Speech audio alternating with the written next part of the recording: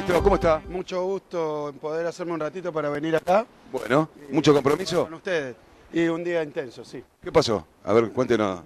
No, es normal. Yo soy ministro hace 2 años. Creo que huecos en la agenda no he tenido todavía. ¿Todavía ningún hueco?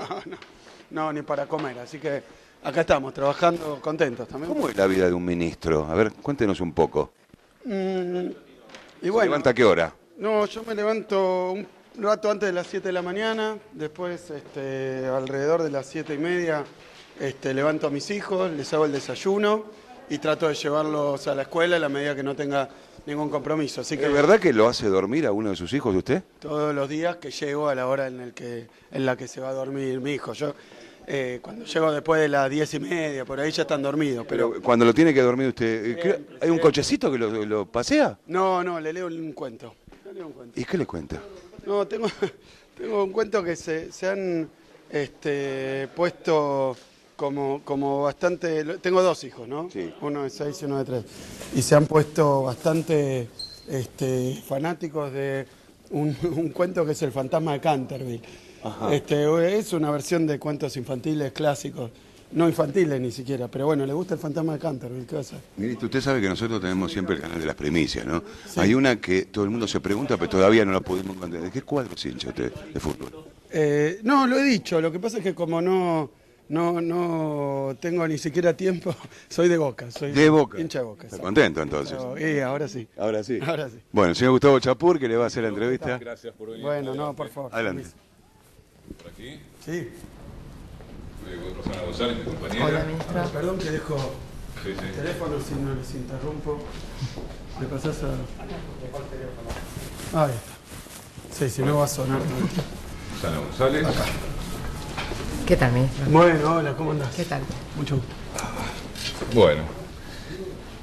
¿Qué tal, ministro? Bien, ¿Está bien. bien ahí la altura o Sí, hay que, está perfecto. o hay que subirla No, más? le comentaba recién a su compañero que me pude hacer un rato en la oficina, Ajá. así que acá estamos. Bueno, gracias por Placer venir No, un aquí placer la invitación. a los estudios de Crónica TV en vivo. Tenemos ganas de charlar.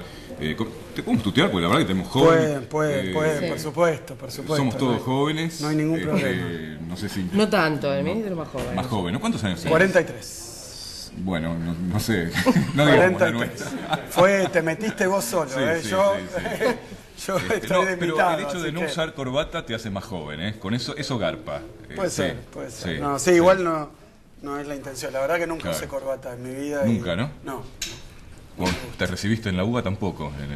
Tuve algunos momentos que me puse una corbata cuando me casé, Ah, bien. pero era Es por que no quedaba determinadas otra. cuestiones, claro, de protocolo muy Claro. estricto, de tradición. Tampoco es que mi intención es ser rebelde, claro. disruptivo. Es simplemente porque estás no más lo cómodo. uso, me siento Claro. más cómodo y veo que no soy el único a nivel de gobierno, no soy Tal el único. cual. Así que me parece que no tengo nada contra quienes la usan, ¿no? Lo Claro. digo porque ya estábamos hablando de un tema incómodo, pasamos a otro. No tengo nada contra quien la usa, pero bueno, a mí no me va. Hablaste de tu esposa, ¿no? De la familia. Así que, Sí, si te parece. venías hablando de eso con Me Carlos. venía preguando de mis hijos, de un poco de la Claro. familia, porque obviamente ya se sabe que yo soy muy familiero. Sí. De entre las actividades, cuando no estoy en el trabajo, lo que más me gusta, estar con mi familia. Y yo tengo 2 hijos chiquitos. ¿Cuánto hace que estás casado? Yo estoy casado, bueno, estoy junto a mi mujer hace 11 años ya. 11 años juntados. Sí, sí, después me casé también, Ajá. hace menos, pero bueno, ahora ¿Con eso la- es... con la misma? Con la misma. Ah, sí, bueno, obviamente. Sí. Está bien. ¿Y 2 hijos de qué edades? 3 y 6, chiquititos. Ay, chiquitos. Ahora cumplen 4 y 7. Más Está o menos juntos ahora Está bien. en unos ¿Y días. vivís, siempre viviste en Capital? Siempre viví la en zona Capital. de Parque Chas, ¿no? Y viví antes en lo que se llama ahora Palermo Hollywood. Yo me mudé Ajá. hará 20 y pico de años. No se llamaba Palermo Hollywood. Yo vivía entre 2 talleres Claro. mecánicos, enfrente de una gomería. Era más barrio, más bohemio. Sí, y a la vuelta del mercado de Pulgas. Claro. Y está una zona de muchos depósitos Claro. de mercadería ¿Y hoy? y tal. No, y después se llenó de edificios. Ajá. En mi manzana construyeron 14 edificios. Ujú. ya que estamos en campaña en Capital, sin ningún control, era un desastre, los servicios andaban mal porque no habían hecho la infraestructura. Claro. Sí, bueno, ese boom inmobiliario un poco descontrolado en alguna zona de la ciudad. Así que en mi manzana, 14 edificios, que hoy ya están terminados, pero yo vivía en un pequeño PH, digamos, en un pasillo de 8 departamentos. Vivía en el fondo, así que me hundieron los edificios porque antes era toda mi terraza, hacíamos los asados, todo, bueno, parecieron 14 edificios, pero le pasó a muchos habitantes de la ciudad de Buenos Aires. Asado, leí que buen asador. Soy asador. Ah, Soy asador. pero tiene buena prensa el ministro de Economía Sí, como sí, asador, alguno me ha hecho buena prensa, pero bueno, porque querrá ligarse un asado. Así que no sé quién fue. Pero seguís haciendo, ¿sí? Sí, siempre que puedo, sí. Y vas a hacer vos las compras por el barrio, me dijeron que ibas al chino inclusive, así que me imagino que te ocupás de elegir la carne, de ver los precios también, de controlar eso. Y ahora comentaba un poco eso, la verdad que tengo una agenda que a veces incluso ataca los fines de semana, porque el trabajo es muy intenso y la responsabilidad mucha. De todas maneras hago los mayores esfuerzos para llevar todos los días a la mañana a mis chicos al colegio, al jardín, hacerle yo el desayuno, despertarlos, si puedo dormirlos, la verdad que para eso hay que llegar un poco más temprano, pero antes, cuando estaba yo julio de 2009, asumí en Aerolíneas con Mariano Recalde. Y desde ahí hasta ahora ya hace 6 años y medio más o menos que estoy en la función pública de una forma o de otra. Aerolíneas también en una agenda muy intensa. Tuvimos toda una primera etapa de un poco... Sí, pasaste por muchos cargos, tenés un currículum impresionante, fuiste subinterventor también en IPF. En IPF, porque estuve ahí trabajando, yo era viceministro, pero la presidenta me encomendó trabajar en lo que fue la recuperación de IPF, la presentamos junto con el ministro de Vido en el Congreso de la Nación, y ahí fuimos designados por la presidenta interventor debido y yo subinterventor. Ahora y todavía soy director en IPF. Todavía soy director por las acciones clase A. Muchas veces, ¿cómo es eso de que haya un ministro que es director en una compañía? Bueno, en IPF cuando se privatizó, se arregló que hubiera un director siempre por el Estado Nacional. Así que siempre han sido, bueno, antes era el viceministro de Planificación.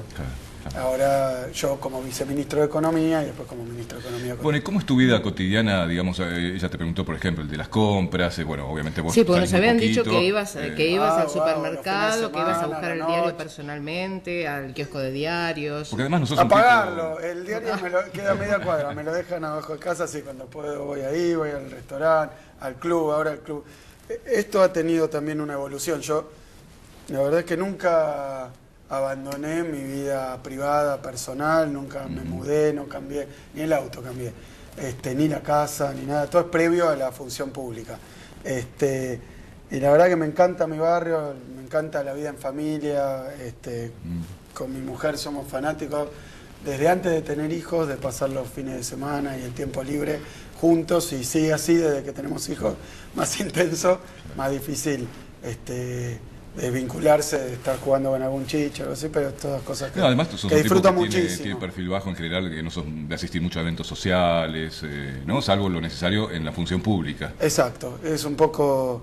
Soy familiero, por decirlo así, y sigo siéndolo, pero de nuevo, hay veces, hay semanas, hay viajes, por ejemplo, que si uno se va a China, a Rusia. A China, ¿se acuerdan que hablaban del cuento chino? Bueno, hicimos con la presidenta y yo mismo algunos viajes y concretamos todo lo que estaba pendiente, 20.000 millones de dólares, entre créditos para las represas, para el Belgrano Cargas, el swap financiero que hay con China. Todo eso se pudo concretar afortunadamente durante mi gestión junto con la Cancillería, pero personalmente, cuando hay que encargarse de esas cosas, bueno, son días afuera de casa que yo lo sufro, la verdad que extraño mucho. Ahora, un hombre vinculado con la economía, con varias carreras, con profesor universitario también y todo, y con toda la familia que lo rodea con carreras humanísticas, papás, psicólogos, psiquiatras, esposa, profesora de literatura. Sí, doctora en literatura, profesora en literatura. Hermana también, ¿no? Psicóloga, sí. No, mi hermano se dedica a la informática. Bueno, ahí tenemos a ciencias uno duras. Sí. No, yo creo que la economía es una ciencia social. Es una carrera humanística. Yo creo que es una carrera humanística, sí. Obviamente muchos hablan de la más dura de las ciencias sociales, la más exacta de las sociales. Yo siempre estuve convencido de que es una ciencia social. Claro que la orientación, digamos, más difundida de la economía la trata de emparentar con la matemática, hasta con la ingeniería, con la biología, porque son los que piensan que los economistas tenemos que ser ingenieros sociales, ¿no? Que uno trae un plan armado que no tiene nada que ver con la gente. No hace un plan, hace las cuentas, hay que hacer esto, como si cada decisión que se toma en el Ministerio de Economía no tuviera impacto sobre millones y millones de personas, millones de argentinos. Por eso también este gobierno, y en particular mi gestión, no en particular porque sea más, sino porque puedo contarlo en primera persona, pero este gobierno ha hecho algo que para mí es importantísimo. Algunos pensarán, bueno, esto degrada un poco la profesión. Yo creo que la enaltece, porque en Argentina durante mucho tiempo había ministros que eran prácticamente presidentes.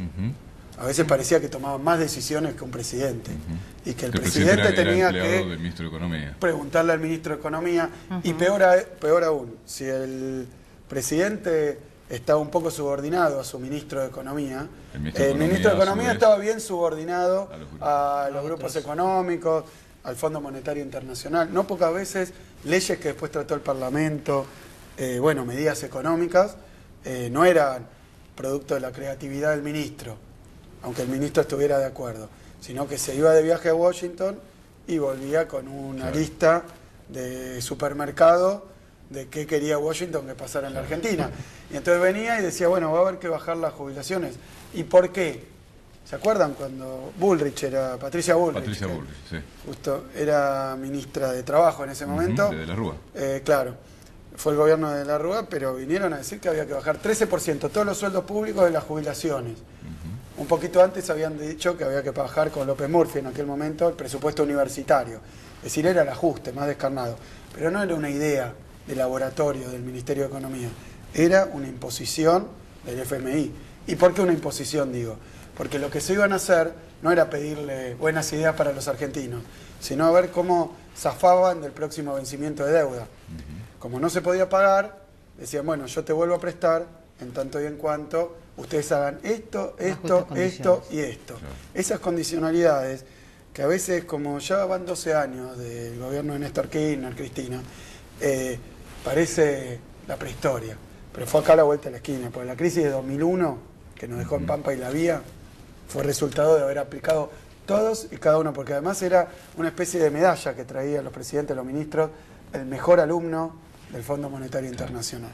Espantoso, las relaciones carnales, bueno, todo eso, pero después, cuando llegaba acá, el ministro le comunicaba al presidente qué había que hacer. Entonces el presidente mandaba las leyes que había que mandar al Parlamento. Estaba todo invertido, porque al ministro de Economía no se lo vota, se vota un presidente. Y la gente, cuando vota un presidente, le da un mandato. Claro. Y ese mandato, en general, es, no, bájenme los sueldos, recorten la salud, privaticen YPF, privaticen aerolíneas, privaticen obras sanitarias, privaticen... El mandato es, tráiganos bienestar, consérvenme el empleo, hagan que mi salario valga más, permítanme jubilarme. O como pasaba en la Argentina, había pocos jubilados con respecto a la gente que se podía jubilar y para colmo no les pagaban a fin de mes. Claro. Entonces, bueno, todo esto estaba todo al revés. O sea, no se mandaba, el presidente parecía que estaba subordinado al ministro y el ministro subordinado a gobiernos extranjeros o a empresas poderosas o a el Fondo Monetario y las demás instituciones internacionales.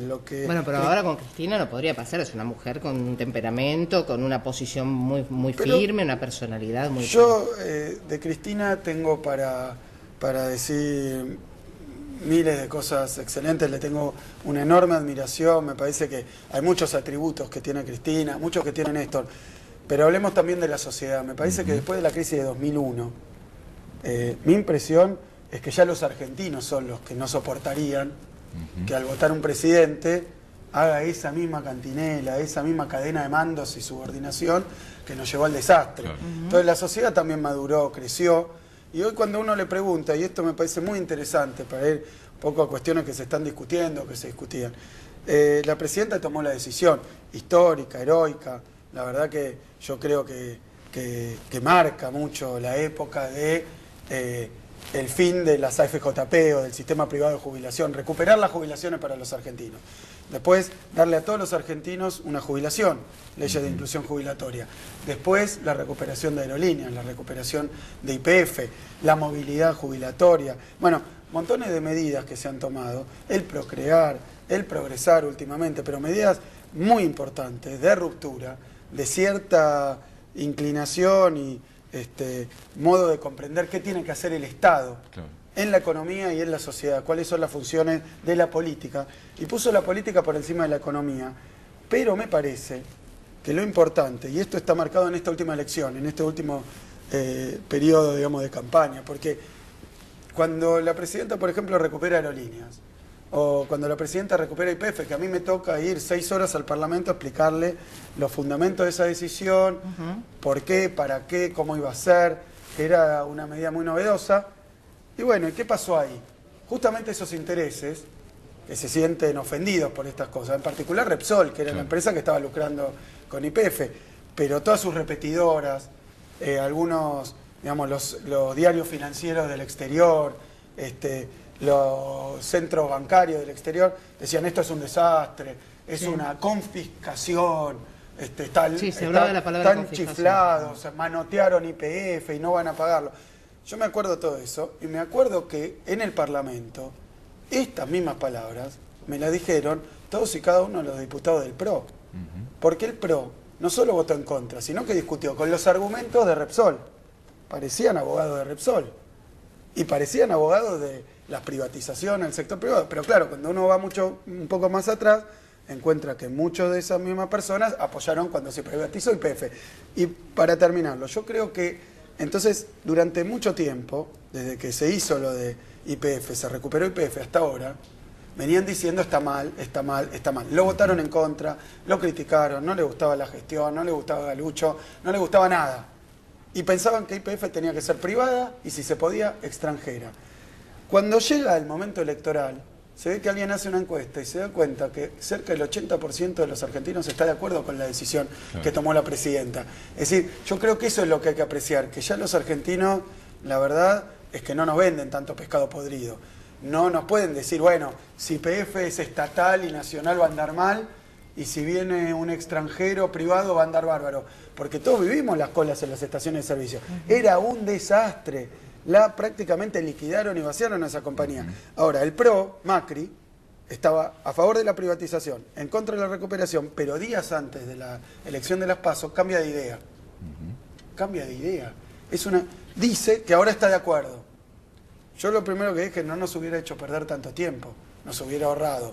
Y bueno, Clarín, que estaba en contra, Nación, que estaba en contra. Es decir, no para alarmar, simplemente para decir, hay un debate. Y yo creo que la madurez de los argentinos condiciona a los candidatos. Y fíjate, perdón, ahora es al revés. Ahora es el pueblo el que condiciona a los candidatos sobre lo que pueden hacer y que no, los ciudadanos. Antes venía de afuera y la economía le imponía. Ahora, ¿qué es como tiene que ser? La gente decide qué quiere, los candidatos que mejor representan eso son votados, y después la economía está al servicio de determinado proyecto político. Pasa que a veces se ve también como una contradicción que la misma fuerza política, ¿no?, que en un momento justamente destruyó el Estado, ¿no?, y llevó a cabo las privatizaciones en los 90, en otra época como es ahora, vuelve al Estado, ¿no? Entiendo, eso se ha aplicado, digamos, obviamente, pero cada uno tiene que reconocer lo que le toca. Lo que yo quiero decir, deja de ser el peronismo con sus matices y diferencias, ¿no? Por supuesto, el peronismo es un movimiento muy amplio que ha tenido diferentes momentos en la historia. Yo siempre he contado, cuando yo empecé mi militancia política, en el secundario, en primer año del secundario, empiezo a militar, Buenos Aires, ¿no? En el Buenos Aires. Empiezo a militar, era la llamada primavera alfonsinista. Era el momento después de la dictadura. Ustedes, no vamos a volver al tema de la edad, pero recordarán bien, son más jóvenes que yo, pero recordarán bien. No. Bueno, entonces les cuento, cuando termina la dictadura y llega Alfonsín al gobierno, y bueno, hubo una ola de entusiasmo. La política, hay momentos, estaba prohibida, no desacreditada, prohibida durante la dictadura militar. ¿Y dónde militabas? ¿En qué? No, yo no militaba en ninguna agrupación política, era delegado de mi división. La verdad que nunca milité en ningún... ¿Llegaste a ser alfonsinista? No, nunca milité, nunca milité en ningún partido político hasta ahora. Sí. Partido, por sí. Sí, lo que pasaba es que en aquel momento, la verdad es que el centro de estudiantes del que yo era delegado era un pibe, ¿no? Y empezaba a militar, y era un momento donde hacíamos marchas, todavía estaba la cuestión militar dando vueltas, cortábamos la calle muy seguido. En ese momento la Franja Morada, por ejemplo, que es la Juventud Radical, era antiimperialista.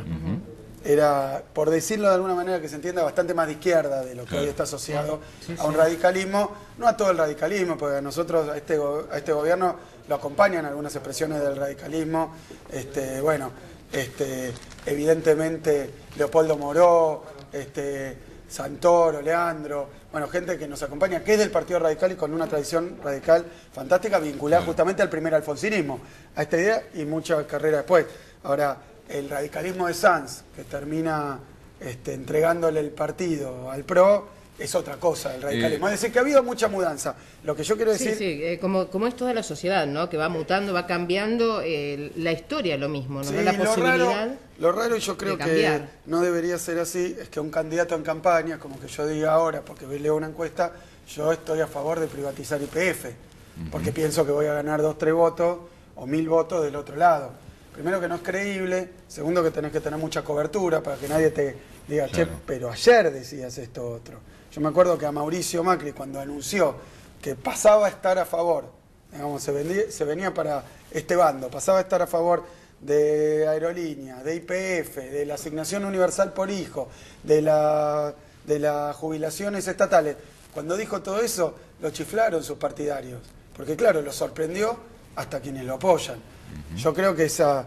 y capaz va a saltar esto en el debate presidencial, ¿no? Que se viene ahora. Creo que esa descomposición en esa fuerza política, que ya era un poco, algunos decíamos, una nueva alianza, como que Carrió, más Sanz, más Macri, ¿qué es esto? Además, la verdad era Macri, apoyado por todos, pero ahora con el tema de Niembro, obviamente, me parece que de nuevo empieza a crujir algo que tiene mucho más que ver con lo electoral y con ganar una elección, que con un programa político, con una plataforma, con una identidad. Axel, vos ya que hablabas de militancia, militaste en el Colegio Nacional de Buenos Aires, después en la UBA, ¿no? En la Facultad de Ciencias Económicas, creaste una agrupación, TNT, ¿no? Sí, en los 90, 92, por ahí. Sí, 92. Que era muy gracioso, muy gracioso porque... Y, bueno, muchas gracias. Somos periodistas profesionales. Muchas gracias. Lo felicito. No, pero además lo gracioso que nos llamó la atención... además es precisa la información. Sí, adoptaste... Yo no me acordaba el año, por ejemplo. No, y adoptaste la mascota, como mascota, digamos, el coyote, que era un eterno perdedor. Entonces era una agrupación un poco contestataria a las formas de hacer política tradicional en la misma facultad ya. Mira, yo contaba, cuando entro a la política, que entro en el centro de estudiantes, todas las divisiones del colegio, de los secundarios, elegían un delegado. Y a mí me eligieron delegado, o 2 delegados. Sí. Me eligieron con un compañero delegado, íbamos a la reunión del centro de estudiantes, era una asamblea, se discutía. Eso duró bastante tiempo, hasta que vinieron el Plan Primavera, el Plan Austral, el Felices Pascuas. Es decir, porque mucha de la militancia estudiantil apoyaba a Alfonsín, aunque no fuera alfonsinista. ¿Por qué?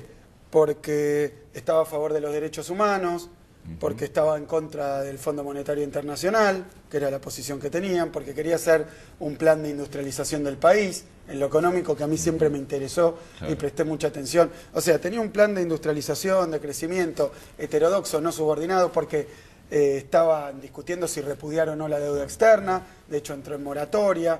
Entonces tomó algunas de esas medidas que fueron muy simpáticas, digamos, para mucha gente y dieron mucho entusiasmo. Y después esa dirección que tomó el gobierno de Alfonsín, por diversos hechos que yo no voy a hablar, porque hay muchos... El alfonsinismo, digamos, viene también del irigoyenismo, de una tradición nacional y popular que es muy cercana al peronismo también, entre Irigoyen, Perón, los líderes más populares de la Argentina. Bueno, hay una identidad. Y eso fue lo que tomó el alfonsinismo temprano. Pero después empezaron las frustraciones, ¿no? ¿Se puede decir que esa agrupación, esa TNT, fue un poco el germen de lo que después vino con la Cámpora? Mira, yo creo que hay... O sea, lo que resulta de esto es que sos un militante nato, desde chiquito, militando en la Colegio Nacional de Buenos Aires, en la UBA, y ahora, bueno, un poco sos el baluarte de la Cámpora. Por eso, mirá los 90. En los 90, digamos, pasa esto del alfonsinismo... ¿Sí o no? No. No. Me tenías que decir que sí. Pero porque ahora lo explico. No, es una confluencia, me parece, la Cámpora de diferentes tradiciones y bueno, con modalidades distintas que también tienen que ver con la época, como decían ustedes, pero lo que yo quería decir es que cuando vienen todas esas desilusiones, yo me acuerdo muy bien estar ahí en el Felices Pascuas, la casa está en orden, que era un acuerdo que se había tenido. Después, el punto final y la obediencia de vida, es decir, toda la agenda que había planteado Alfonsín cuando llegó al gobierno, que era una agenda económica, porque siempre me acuerdo esto de con la democracia se come, se cura, se educa, o sea, era una agenda de salud, educación y bienestar social, con la que yo comulgo completamente, porque yo creo que con la democracia se come, se cura y se educa. Y lo hemos demostrado estos 12 años. Lo que pasa es que eso se frustró, fue una enorme frustración. Después Alfonsín, cuando se va del gobierno, que todo tuvo que entregar antes el poder después de que ganara Menem, anticipadamente, él denuncia al poco tiempo un golpe de mercado. O sea, él dice, a mí me echaron, no fue un golpe militar, fue un golpe de mercado. Yo como ya una persona que estaba a esa altura muy interesado por la economía, dije, ¿qué es esto de un golpe de mercado? Y evidentemente uno empieza a ver que las democracias de países como el nuestro están acechadas muchas veces por grupos de poder, por corporaciones que han manejado el país, que han puesto ministros de economía, que han puesto... Y bueno, cuando gana el menemismo, después de este golpe de mercado, la verdad es que se empieza a llevar adelante una política económica, que fue una política económica ultraliberal. No lo digo yo, el neoliberalismo llegó a la Argentina con bombos y platillos para decir que se había acabado la historia, que había que modernizar el Estado, achicar el Estado, que eso era engrandecer la nación, que, bueno, todo ese discurso, yo fui terriblemente antimenemista, pero también bastante oposición de los radicales en la facultad.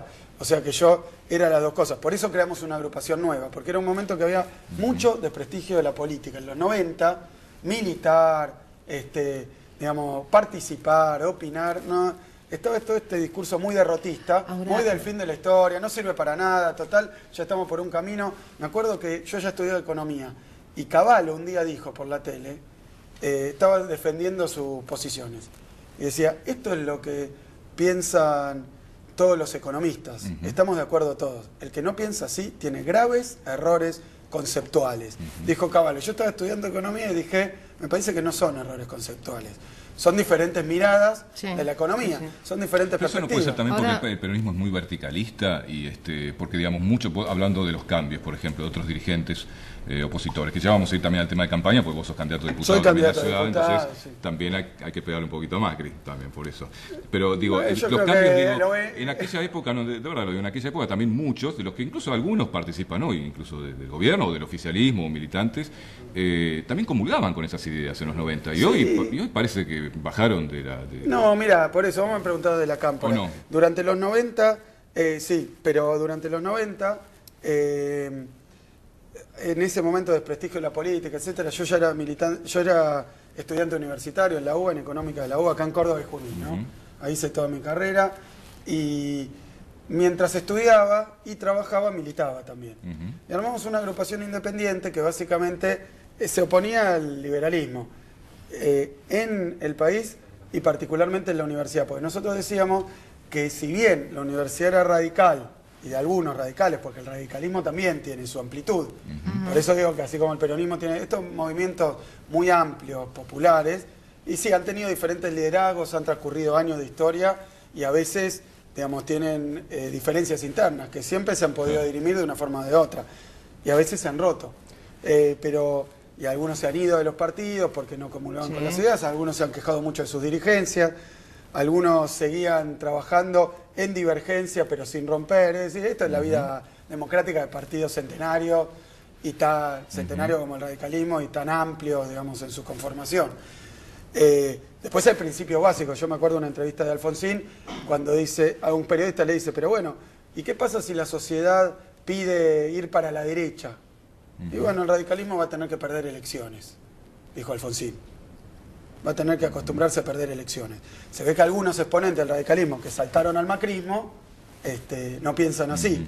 ¿Y queda algo de ese Axel militante, de jovencito, de chiquito, que empezaba a repudiar ciertas cosas, que era contestatario? ¿Queda algo hoy en día después de formar una familia, de tener hijos, de plantarse como ministro de Economía en la ONU? Te estás preguntando si no te aburguesaste. Queda todo. Porque había quienes dicen que después de los 40 uno se va aburguesando, que va cambiando las ideas. Ustedes me vieron en la ONU, si me hubiera aburguesado, hubiera estado con otra actitud. La verdad que no es lo de esta fuerza política. Me parece que eso también es una especie de prejuicio sobre que la gente más grande no puede tener ideas políticas fuertes o contestatarias. No es verdad. Si uno se fija en la historia, hay tantos casos de gente muy joven. Hay importantes presidentes de Estados Unidos que eran muchos menores que yo, hicieron realmente gobiernos muy significativos.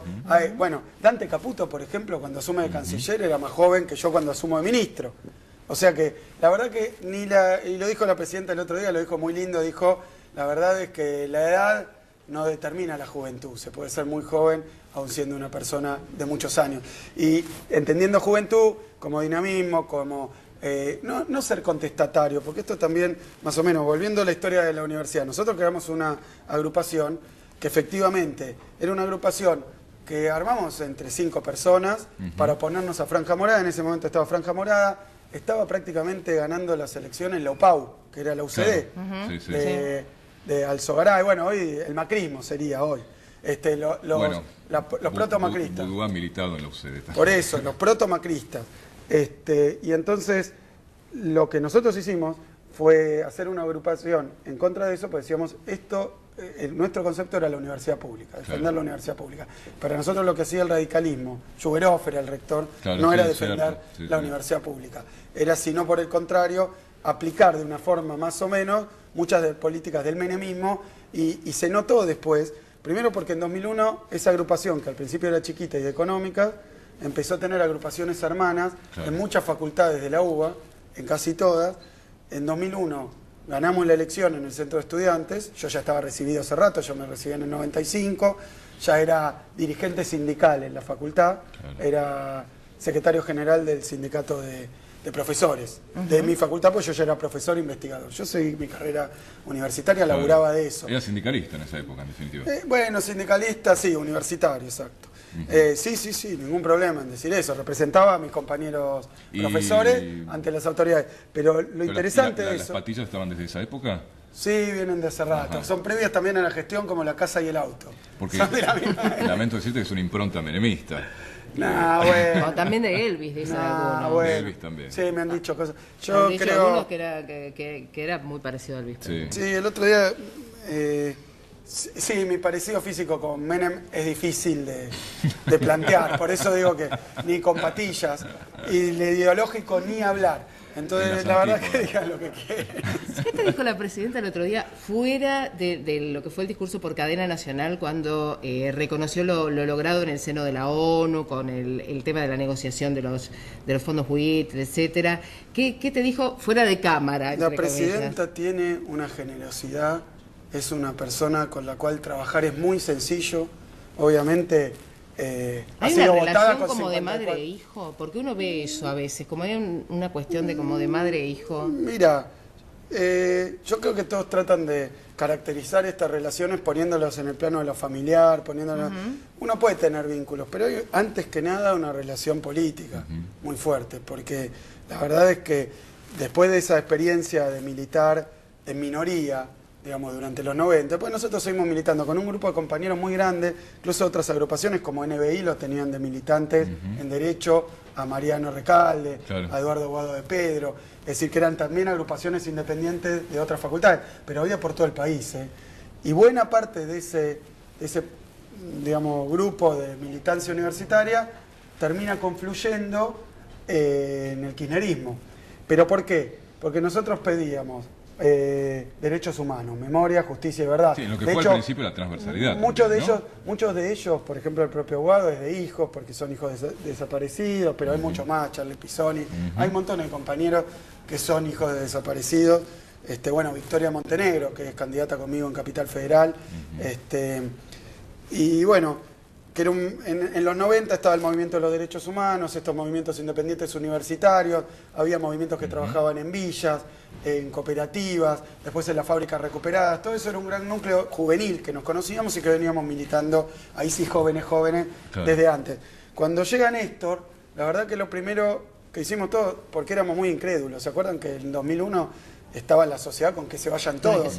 Entonces era raro ver a Néstor, yo no lo conocía como gobernador de Santa Cruz, tenía una leve imagen, pero a mí, yo me acuerdo, mi primer contacto con Néstor fuera de la campaña, todo, pero cuando realmente le presté atención fue cuando dio el discurso de Asunción el 25 de mayo de 2003. Yo lo tengo grabado en mi retina como un discurso donde lo que decía Néstor esto de no voy a dejar mis convicciones en la puerta de la Casa Rosada, esto de vengo a proponerles un sueño, esto de recuperar la política, esto de, en teoría económica, fomentar el mercado interno, volver a industrializar el país, usar el poder del crédito no para la bicicleta financiera, sino para el consumo y la producción. Ahí fue tu primera identificación con el kirchnerismo. Yo tengo que decir la verdad, muy cierto, porque le pasó a muchos compañeros también. Yo no era peronista, y menos kirchnerista porque recién el kirchnerismo estaba en formación, digamos. Claro.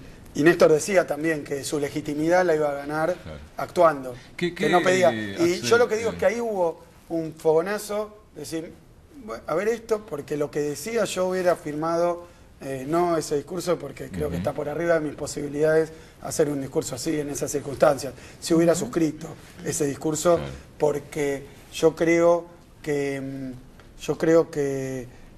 lo que planteó fue una nueva esperanza en la política.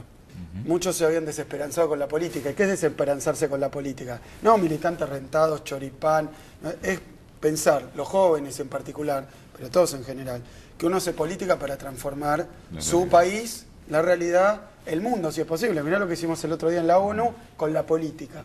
Después discutiremos. Algunos dicen que fue mucho, infinito, otros dicen que fue cero. Yo creo que más cerca de mucho, muchísimo que de poco, pero indudablemente que la Argentina esté por propuesta, consiguiendo toda esa adhesión internacional, derriba tantos mitos que estamos colgados del mundo. Pero quiero decir una última cosa sobre esto. Néstor viene de ese discurso y me parece que todos nos sentimos esperanzados, seducidos, propuso un sueño y mucho coincidía con el sueño que teníamos. Y después cada uno, sobre todo los que teníamos otro tipo de militancia u otra militancia, bueno, para mí que no, el peronismo que yo había conocido fue el de los 80, que fue el que perdió con Alfonsín, en aquel momento Luder. Después yo había trabajado con Capitanich, que es una persona a la que estimo mucho, tengo una relación personal con Coqui, pero trabajé en los 90 con él profesionalmente y después me parece que cuando se empezaron a cumplir las cosas que Néstor decía, en el terreno de los derechos humanos, claramente, cuando las madres y las abuelas acompañan mayoritariamente los organismos de derechos humanos, porque siguieron los juicios, se derogaron las leyes de impunidad, bueno, tantas cosas, y hoy muchos están presos.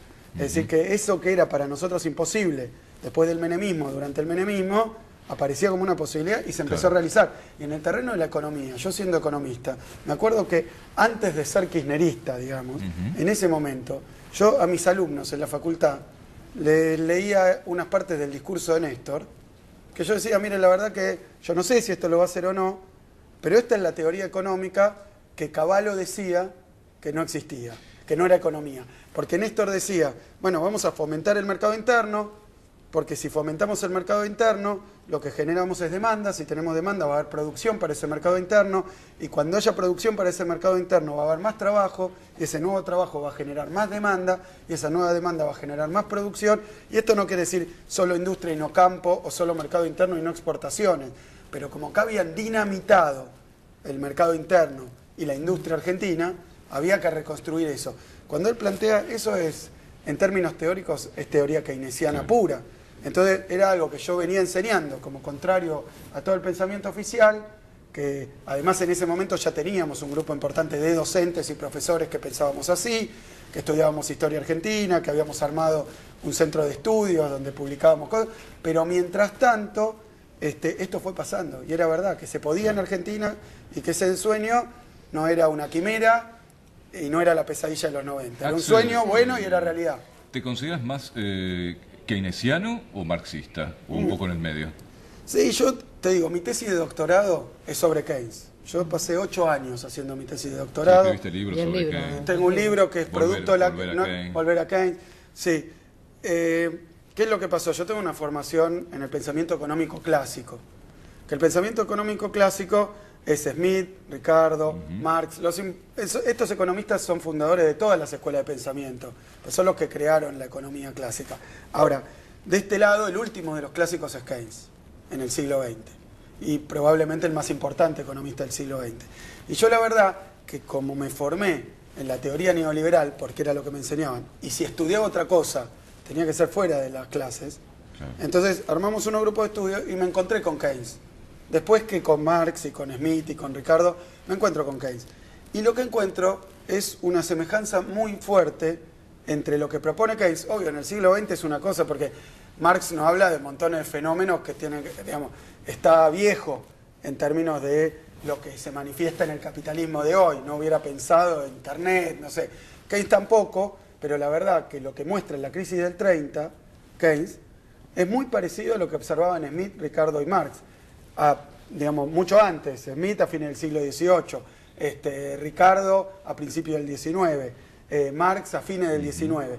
Y Keynes, Keynes justo nace en 1918, que es 1818. Sí, igual no estamos dando una clase acá, porque vas a empezar con detalles, con fechas, no voy a decir nada. Se nos va a escapar la audiencia. Se nos va a escapar.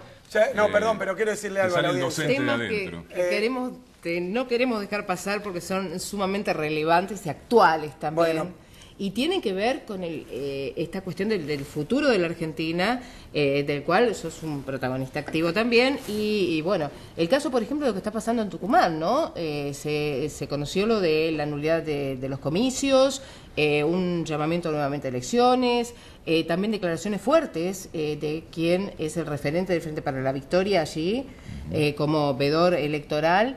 Y bueno, queríamos saber tu opinión al respecto de lo que está pasando. Sí, yo escuchaba hoy a la mañana a Aníbal, temprano lo escuchaba, y la verdad que hay quienes caracterizaron esta situación de golpe institucional, ¿no? Yo no soy abogado y no he leído el dictamen de esta Cámara. Sí me llamó la atención que es una Cámara en lo contencioso administrativo, o sea, no entiende en cuestiones electorales, no es su materia primaria, claro. Y hace algo que la verdad que tiene poco precedente, que creo que es una mancha muy fuerte, y entiendo yo que sin fundamentos, por lo que comentaban hoy. No hay antecedentes. Bueno, los fundamentos parecen ser el programa de la Nata. Yo he sido objeto de algunos programas de la Nata y lo que dijo era mentira. O sea que si alguien quiere anular una acción mía en base... Mirá, justo hoy, ahora creo que vamos a sacar un comunicado por una operación político-mediática de un diario, el diario Clarín. A mí se me había acusado de estar favoreciendo un fondo de inversión para que hicieron eso, 20 notas deben haber sacado y ya lo daban por hecho, lo dicen como si fuera verdad. Y hablaban de un financista que era mi amigo. Y yo no lo conozco, no le conozco la cara, no le conocía el nombre hasta que llegó esta denuncia. Yo dije, bueno, viste cómo es la cosa ahora, yo soy ministro, atiendo a grupos, qué sé yo, tal vez estuve en alguna reunión. Después fui a mirar, no. Pero decían, bueno, hoy, ¿qué pasó? En el diario sacaron esa denuncia. Después la levantó un abogado de estos denunciadores seriales, yo lo llamo denuncias boligoma, porque corta el artículo de diario, lo pega en una hoja romaní, en una hoja judicial, y va un juez y le dice, denuncio a este funcionario, con la nota del diario, no había nada más. Entonces, con esa nota del diario, me empiezan un juicio. Y eso genera una nueva noticia en ese mismo diario. Kicillof denunciado, como si tuviera otra fuente. Después, los buitres levantan esta denuncia y se la llevan a Griesa. Miren, qué escándalo, qué desastre. Bueno, a Griesa ahora le dieron un revés. Algunos reveses se están recibiendo, pero quiero decir algo. Hoy o ayer... fue desestimada esa denuncia, por no tener elementos, por ser mentira. Decía, el Banco Central compró unos títulos porque Kicillof presionó al entonces presidente del Banco Central para que le venda o le compre títulos a esta compañía. Ya el Banco Central informó con un comunicado de los 10 minutos, nunca le compramos ni vendimos títulos a ninguna de esas personas ni a esa compañía. O sea, ya era mentira el delito. Claro. Pero miren cuánto tardó la justicia también, y mientras tanto, toda la operación mediática que hubo. Imagínense, si por esa cuestión el juez decía, ese juzgado decía, bueno, Kicillof no puede hacer nada más como ministro, porque un programa de televisión ha dicho esto, esto y esto. Yo no sé si es así, es de una gravedad tremenda, porque además se viene armando esta cuestión que tiene, yo creo, la verdad es que no hay duda, creo que nadie tiene duda, ni siquiera quienes acompañaron todo el escrutinio definitivo, que en esa provincia ganó el Frente para la Victoria. Entonces, no sé cuáles son los fundamentos, si es el programa de televisión o lo que sea, digo, hablo sin conocer, pero si anulan una elección porque perdieron, o empiezan a empujar para que sean anuladas las elecciones basado en algo que aún siendo irregularidades, no determina la voluntad popular en su mayoría. Y bueno, la verdad que estamos en una situación que tiene poco precedente. La Suprema Corte Por supuesto de que la hay que provincia, esperar. ¿no? Yo creo que tiene mucha gravedad, escuchaba y comulgo completamente Caponio con esto. decía que van a salir a defender al gobierno en la calle y que es un golpe de Estado institucional. Bueno, por eso yo, de nuevo, no soy un protagonista directo de esto, lo estoy viendo, me estoy informando al Es muy posible que respecto. haya que nombrar un interventor si antes del 29 de octubre no hay elecciones, no hay No, autoridades. es una situación bastante pero delicada. además me preocupa. Saco aparte de esto el caso en sí porque realmente es muy novedoso, salió ayer a la noche. Yo la verdad que volví a casa después de un acto con Daniel Scioli acá en Capital Federal, un hermoso acto donde el propio Scioli había dicho: respeten, aprendan a perder, respeten la voluntad popular, respeten que ganó otra fuerza política. Yo sí había visto antes que el PRO pensaba ganar en Tucumán y no ganó. Decía que tenía secuestro, perdió. Y después casualmente, bueno, o sea que lo que tengo para decir es lo mismo que estamos diciendo desde el Frente para la Victoria. Lo que quiero observar simplemente es que en muchos países de América Latina, con gobiernos que son de similar orientación en términos de lo que pensamos, bueno, esta unidad que se ha dado entre los países de América Latina, que también fue otra de las banderas de Néstor y Cristina, que son importantísimas y que con las relaciones carnales con Estados Unidos habían desaparecido como posibilidad, que cuando Néstor dice que no al ALCA vuelven a aparecer, y ahora hay comunión bastante clara entre diferentes gobiernos latinoamericanos, y esta idea que plantan a veces los medios, de que si ganan los gobiernos populares, democráticos, nacionales, hay fraude. A mí me parece muy peligroso. Sí, no, Axel, lógico. vos habías señalado acá los diarios, queremos hacer una es el tema del día y bueno, Adelante. aprovechando que tenemos acá esta buena nueva para la Argentina, ¿no? Que es otro fallo de la Corte de Apelaciones de Nueva York contra el veterano Griesa, que podría ser como Fight en algún momento, ¿no? Y dar un pasito al costado. Comparado con Fight es un pibe, porque tiene solo 84. 84 85. tiene. Sí. Sí, pero dicen que ya ni entiende lo que firma. No, lo que quiero decir, porque mañana van a decir, le dijo... Bueno, no, quiero Bueno, ¿te aclarar, parece hacer un pero repaso? quiero decir simplemente, Fight tiene 97, 98. 97. Casi centenario. Griesa está, creo que le lleva Fight 13, 14 años a Griesa. Claro, más O o sea, menos. ya era un adolescente cuando nace Griesa. Claro. Pero así y todo, Griesa es una persona mayor. No Claro. quiero decir nada contra los mayores, porque No, no, ya, no. viste, para que no me No tomen... pasa por la longevidad, a veces pasa por... Lo acabo de decir antes, se puede ser muy activo haciendo...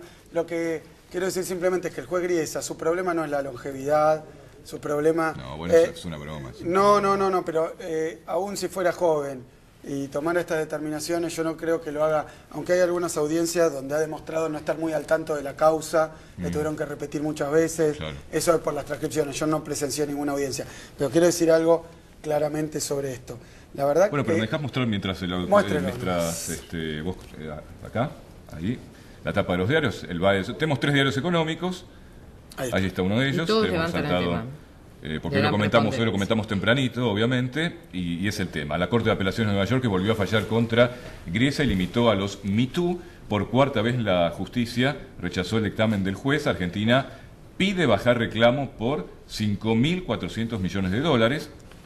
Permiso, voy al otro, el Cronista Comercial, aquí lo tenemos también, Cronista que es un diario bastante crítico del gobierno, en este caso también, dice, la Corte de Estados Unidos rechazó orden de Griesa de ampliar los juicios contra Argentina, y por último, ámbito financiero, allí lo tenemos, fallo a favor del país en Estados Unidos y contra Griesa, la Cámara de Apelaciones, que rechazó la decisión. Bueno, ¿qué significa esto? Explícanos un poquito en lenguaje llano y sintéticamente, por favor. Sí, voy a ser sintético. Los Me Too, ¿qué significa esto? Pues cuando se escuchan estas cifras tan millonarias, uno pierde la noción de qué es lo que se está Y lamentablemente, porque es gravísimo justamente por los volúmenes que se están hablando y también por el fondo de la cuestión.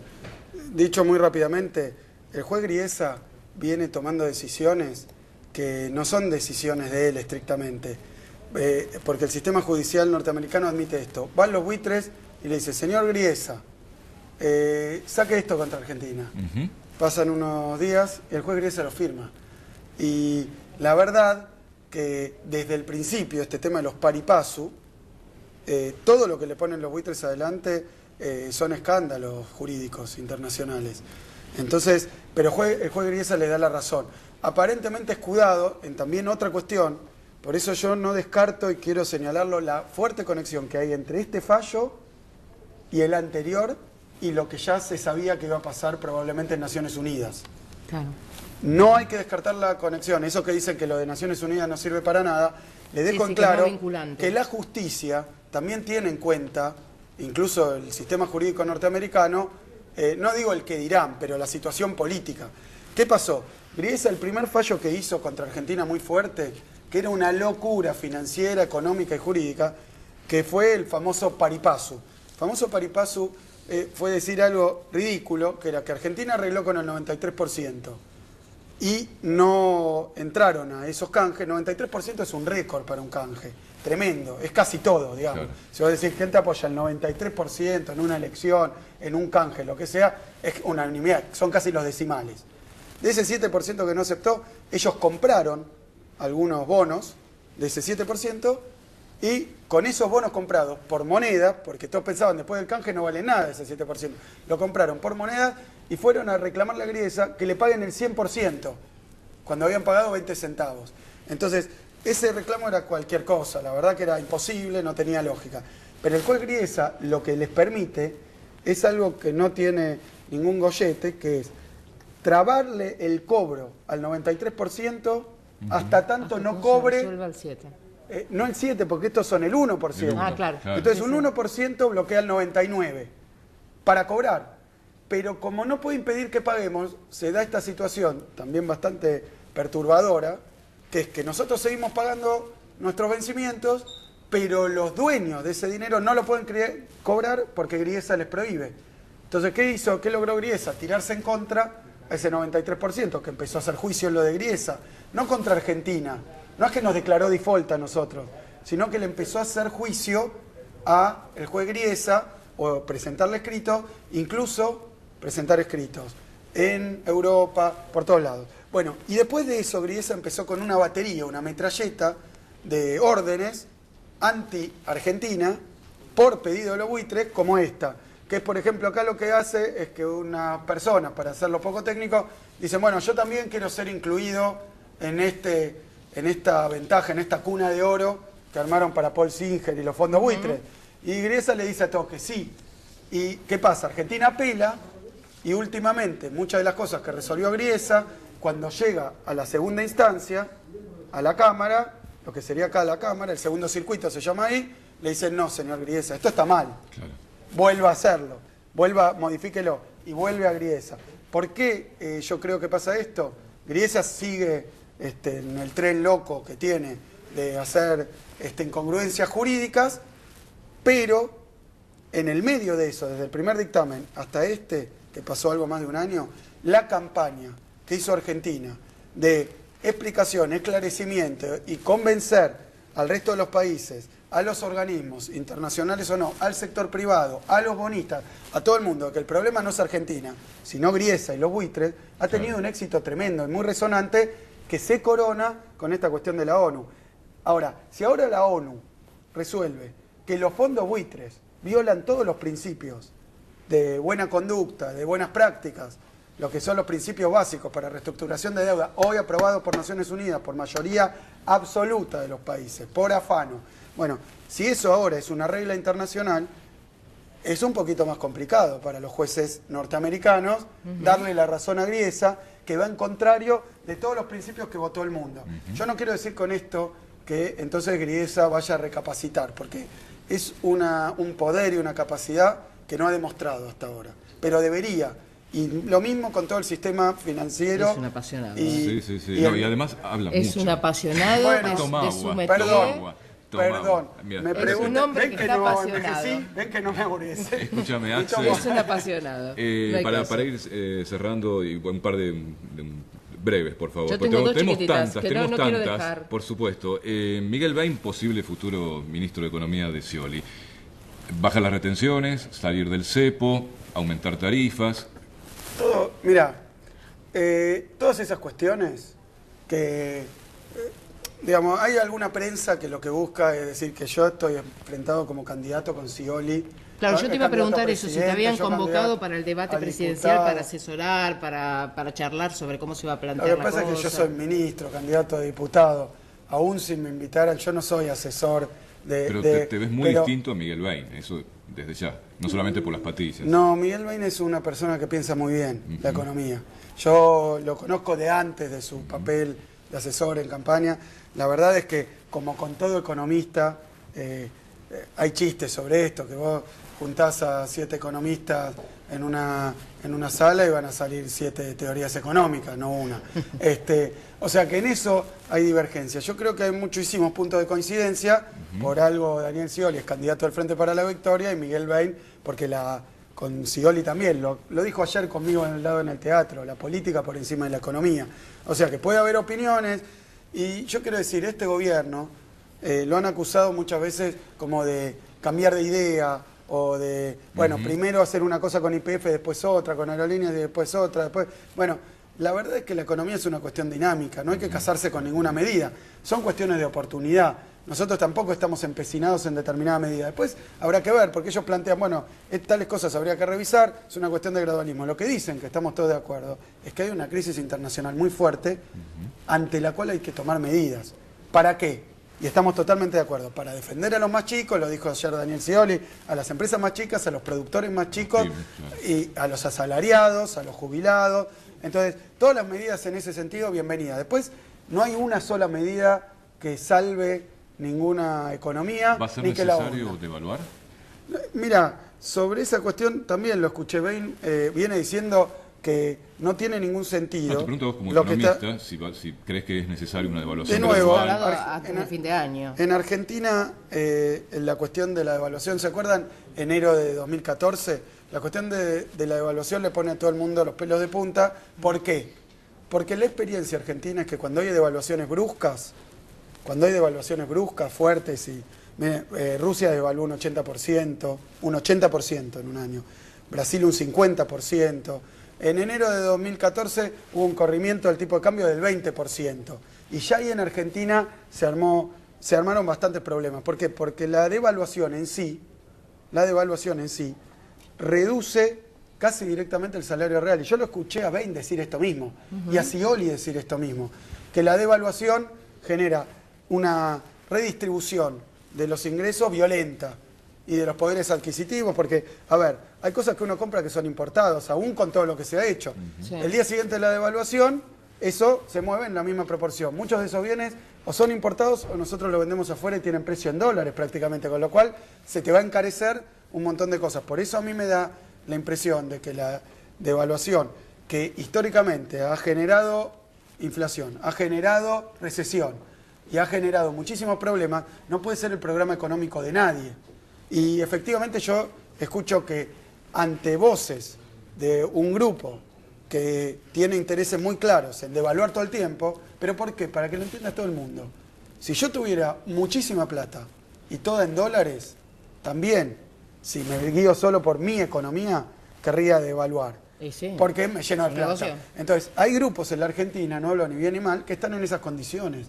Entonces, que todo el tiempo están empujando una devaluación. Y si tienen que provocar una corrida, mover los paralelos para generar un fenómeno de devaluación, lo van a hacer. Pero eso perjudica a todos los demás. Entonces, en Argentina, cuando manda la economía, capaz que esos grupos ponían el ministro. Si no ponen el ministro, no creo que nadie va a llevar adelante ese programa. Por eso yo no veo que eso sea lo que está proponiendo Ahora, el Frente para la por Victoria. una cuestión económica, ¿Niembro se perdió la oportunidad de ser candidato? Lo de Niembro, mira, yo creo que es una interesante enseñanza, ¿no? Yo, como siempre, Niembro, la verdad que no seguí las últimas declaraciones, pero su renuncia parecería ser una confesión de parte. Parecería ser.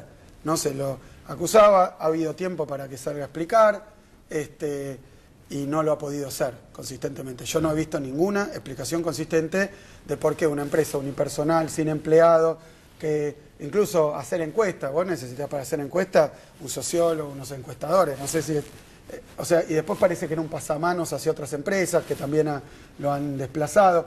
Es decir, que ha saltado un verdadero escándalo. Pero el escándalo no es principalmente ni de Niembro como candidato Claro. ni de Niembro como persona. El escándalo es del gobierno de la ciudad. Claro. Porque si Niembro ahora no pudo dar explicaciones y renunció, ¿qué pasa con los funcionarios que autorizaron todo eso? Como dice la presidenta, no fue magia que este hombre cobrara 22 millones de pesos. No fue magia. Y eso no fue magia porque hay alguien que puso la firma y autorizó todo esto. Yo lo que quiero decir es que, aunque es un golpe de efecto, aunque es una dura pérdida, y yo creo que le hace al PRO una enorme descomposición, le genera esto, porque es su primer candidato a diputado en la provincia de Buenos Aires, que prácticamente está confesando, o por lo menos no se ha podido defender, y yo creo en el derecho a la defensa. Yo no sé si es culpable, pero la verdad que lo que tendría que haber hecho es rápidamente defenderse y explicarle a todos por qué hizo eso, sin cargar las tintas, y la renuncia es algo que él provoca también, que Macri parece que se resistió, después aceptó. Ahora la pregunta es dónde están los funcionarios, quiénes son los funcionarios, y obviamente estas cosas apuntan a Macri, apuntan a Vidal, apuntan obviamente a Larreta, que tienen que dar explicaciones ellos. No es que, bueno, ahora renunció Niembro, me lavo las manos, ya no tengo nada que ver. Y lo digo como observador, políticamente tengo muchísimas cosas más para decir sobre el armado de la fuerza. Observación. Yo, la última, chiquitita, ya cortamos. El tema es que él responda al ¿Qué crees que va a hacer la presidenta? ¿Qué va a hacer Cristina una vez que termine su mandato? ¿Quién la va a mantener quieta, Cristina? No, bueno, Cristina dijo las dos cosas. Dijo que se volvía a Santa Cruz. He leído 200.000 operaciones políticas durante todo este tiempo, que Cristina iba a ser candidato por los fueros, que iba a ser candidato porque adora el poder, que iba a ser candidata porque no puede hacer otra cosa. Yo creo que la presidenta es una militante política, y como todos nosotros, porque a mí antes me decían, vos vas a seguir de ministro. Yo digo, yo voy a ocupar el lugar dentro de nuestro movimiento político, primero que donde sea más útil en cada una de las etapas. Fui nada, después gerente en aerolínea, después en Sideral, después viceministro, ahora ministro, ahora seré diputado si soy elegido en Capital Federal, y voy a ocupar el lugar que mis compañeros entiendan que es mejor, y al mismo tiempo que como nuestro movimiento tiene claramente un liderazgo muy fuerte, una conductora muy fuerte, que es la presidenta de la Nación, todo el Frente para la Victoria, bueno, ella tiene, la verdad, mucho predicamento sobre lo que hacemos, y es importantísimo lo que ella resuelva. ¿Alguna vez? Ahora, mire, ¿Alguna vez salió? Ya que ella decía que tiene una cosa maternal. Yo me llevo sí, es lo que muy bien. ¿Ustedes sé honesto, ¿alguna vez te retó? ¿Ustedes alguna vez tuvieron un jefe? Lo que pasa es que eso de nuevo lo devuelve a una relación familiar. No, yo lo que quiero decir es esto. Hemos tenido... No, es muy formal. No es formalidad, porque también yo entiendo que es con buena leche la pregunta y la quiero responder, pero como cada cosa que digo le ponen 5 lupas, un microscopio atómico, y se fijan si se puede tomar mal, y después me lo levantan Clarín y La Nación para decir, ven, el ministro reconoció que le dieron un chirlo y un soplamoco y no sé qué. Entonces, no es así. La verdad que tenemos... Yo soy... Bueno, Vanity Fair también dijo que vos habías dicho que la tenías hipnotizada, Cristina. No, nunca dije eso y no sé dónde salió. Pero ese es otro género. No es sobre lo que digo, es sobre lo que inventan que dije. Claro. Que ya es otro género periodístico, ya más cercano a la ciencia ficción. Lo que sí quiero decir es que en una relación de trabajo tan intensa como el ministro de Economía con la presidenta... Es normal y sí, hay acuerdo, desacuerdo, y obviamente ella es la jefa en esa relación, porque en Argentina, por la Constitución Nacional, el Poder Ejecutivo es una sola persona, y el vicepresidente. Pero nosotros no elegimos a los ministros cuando votamos, elegimos al presidente, y el presidente se rodea de colaboradores que son colaboradores de la presidenta en cada una de las ramas. Todo el Poder Ejecutivo está en esa condición. Yo soy un colaborador muy directo, con mucha responsabilidad, y a veces hago las cosas bien, y antes de que me reten o no me reten, yo acepto cuando me equivoco, porque me equivoco, como todo el mundo. Y la presidenta... Nosotros, bueno, las cosas se consultan, se ven, pero a veces uno mete la pata. Bueno, Axel, te va a retar si no volvés a trabajar. Si no vuelvo al ministerio. Porque hace ya cuánto. Y nos va a retar, estamos haciendo el circulito. No, de verdad, gracias por la buena onda, gracias por la disposición para una charla larguísima. Acá se incorpora Carlos. Hola. Carlos, de vuelta.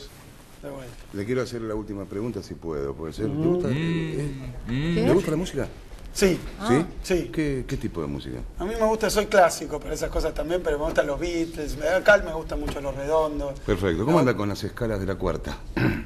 No, me gusta oír la música, no entenderla. Pero entendí que era de música. O es una división del secundario. Claro, porque usted... No, porque mucha gente pregunta. ¿Por una ¿Qué cuarta pasa? categoría? ¿Tiene la escala de cuarta categoría? Perfecto, sí. no soy especialista. Justo se estaba yendo. Bueno, Axel, muchas gracias. De Bueno, verdad. no, gracias a ustedes. Y bueno, futuro diputado por la ciudad de Buenos Aires. Vengo acá justamente a también explicar un poco cómo pensamos, qué queremos hacer para adelante, que es seguir construyendo un país mejor, un país que crezca, un país que incluya más argentinos, que haga cosas que hoy todos creemos básicas, pero que la fuerza política que eso nos opone, cuando fue gobierno o estaba muy cercano al gobierno, no hizo, como pagar las jubilaciones en tiempo y forma. Ni hablar de 3 millones de nuevos jubilados, pero también a los jubilados le hablo yo. Muchas veces los jubilados me dicen, pero la mínima, no sé qué. Bueno, la mayoría de los que cobran la mínima son nuevos jubilados que antes cobraban 0. Yo no estoy diciendo una cosa o la otra, lo que quiero decir es que les garantizamos que va a haber movilidad.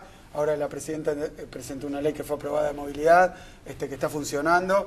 Y bueno, votar al Frente para la Victoria es que estas cosas continúen y, como dice Scioli, que las buenas continúen y que las que están mal se corrijan y que las que son incluso muy buenas se mejoren, porque Argentina tiene un potencial tremendo. Le está tratando de meter en la cabeza a la gente que el año que viene, no importa qué pase, se va al bombo todo. Yo lo que quiero decir desde el Ministerio de Economía es que lo mismo decían el año pasado y no pasó. Ahora tendrán que explicar si fue por las políticas económicas nuestras, y al mundo le fue peor, y a la Argentina le fue mejor que el año pasado. Entonces yo lo que quiero decir es que hay mucho lugar para mejorar, siempre y cuando la política, el gobierno, lleve adelante aquellas decisiones correctas para el bienestar de los argentinos. Que piensen eso, no en esas cosas raras de caerle bien a no sé quién, de no pelearse con alguien que viene de afuera. ¿Cómo no te vas a pelear con los buitres? Si no nos peleamos con los buitres, ¿dónde estamos? Dicen, no, porque les gusta pelear. No, la verdad que me encantaría que el señor buitre se depile las plumas y venga y diga, vamos a arreglar algo razonable, pero no es así, son buitres. Entonces no es fácil. Y vos no te vas a afeitar las patillas. No, yo lo hacía fan de Creedence. No sé por qué se ría. Sí. Yo también, ¿eh? ¿Sí? Sí, de Creedence. ¿Hacemos una selfie? Una selfie, dale. Bueno, dale. A ver. Acá estamos. Nunca lo hicieron en televisión. Bueno, pero el ganador va a ser él, con esos ojos. Tiene más Nosotros. Te lo sabes y todo. Ahí está. Muchas gracias. A ver, otra, a ver. No sale Carlos. Sí, ahí está. Carlos. Ahí está. Bueno. Ahí está. Bueno, gracias, Axel. Gracias. Admirable Gracias a ustedes. el apasionamiento. Gracias.